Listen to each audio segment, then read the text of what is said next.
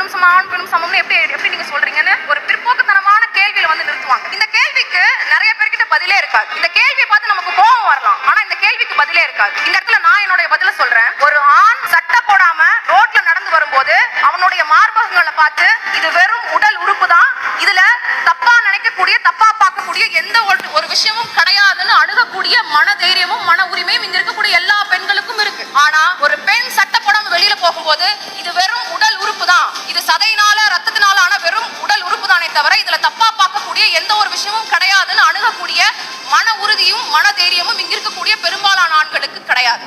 அதுதான் உண்மையே தவிர இங்க யாருடைய உடல் அமைப்பை பொறுத்தும் யாருடைய உடல் பாகங்களை பொறுத்தும் யார் என்னென்ன மாதிரி ட்ரெஸ்ஸஸ் போடுறாங்கறத பொறுத்து இங்க குற்றம் நடக்கிறது கிடையாது. இங்க எல்லாருடைய பொது புத்தியில ஒரு கருத்து இருக்கும், தண்டனைகள் கடுமையானாதான் குற்றங்கள் குறையும். பெண்களுக்கு எதிராக ஒரு வன்கொடுமை நடக்குதுன்னு சொன்னா அவனை ஓட விட்டு சுற்றணும், இல்ல கல்லாலே அடிச்சு கொல்லணும், இல்லனா கை காலை வெட்டிடணும், அப்படி இப்படின்னு எவ்வளோ நமக்கு தாட்ஸ் இருக்கும். இப்படி எல்லாம் பண்றதுனால இன்னொருத்தருக்கு பயம் வந்து இந்த குற்றம் குறையுமான்னு கேட்டா நிச்சயமாக கிடையாது. இப்படி எல்லாம் பண்ணுனா இப்படி எல்லாம் தண்டனை கிடைக்கும்னு பயந்து யாரும் இப்படி பண்ணக்கூடாதுன்னு யோசிக்க கூடாது. இப்படி நினைக்கிறதே தப்புங்கிற சிந்தனை ஒவ்வொருத்தருக்கும் வரணும். அந்த சிந்தனை எப்படி வரும்னா எஜுகேஷன் மூலமா மட்டும்தான் வரும். ஆண்களும் பெண்களும் எப்படி சமமாக வேறுபட்டவர்கள் அப்படிங்கிற பாலின சமத்துவ கல்வியை சின்ன குழந்தையில இருந்தே சொல்லிக் கொடுக்கணும். பெண் என்பவள் ஆணை போல ஒரு உயிர் தானே தவிர அவள் ஒரு உடைமை கிடையாதுங்கிற புரிதலை சின்ன வயசுல இருந்தே கொண்டு வரணும். இப்போ பெண்களுக்கு எதிராக ஒரு குற்றம் நடக்குதுன்னு சொன்னா அதுக்கு என்ன காரணம்? பெண் வீக்கர் செக்ஸா இருக்கிறனால காரணமா? கிடையாது. பெண்ணின் உடல் மீது எனக்கு எல்லா அதிகாரமும் இருக்குன்னு நினைச்சு அவங்க உடல் மீது ஒட்டுமொத்த அதிகாரத்தையும் எடுத்துக்கொள்ளக்கூடிய